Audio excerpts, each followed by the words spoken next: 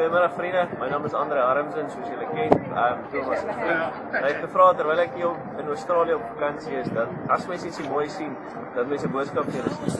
Nou wanneer ons hier so verbygestap het ons die reënboog opgemerk. So is mens baie min sien.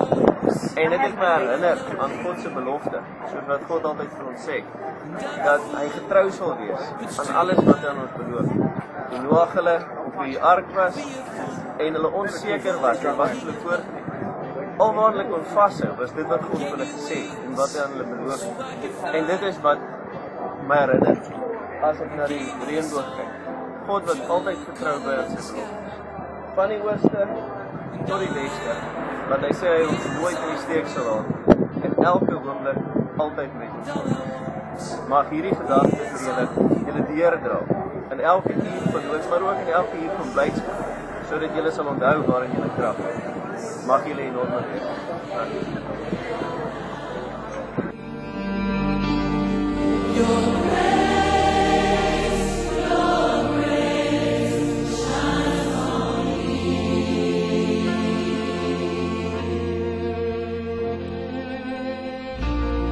There've been days when I walked away, too much to carry, nothing left to say.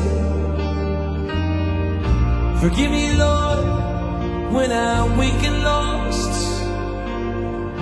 We traded heaven for a wooden cross. And all these years you carried me. You've been my eyes when I could not see. And beauty grows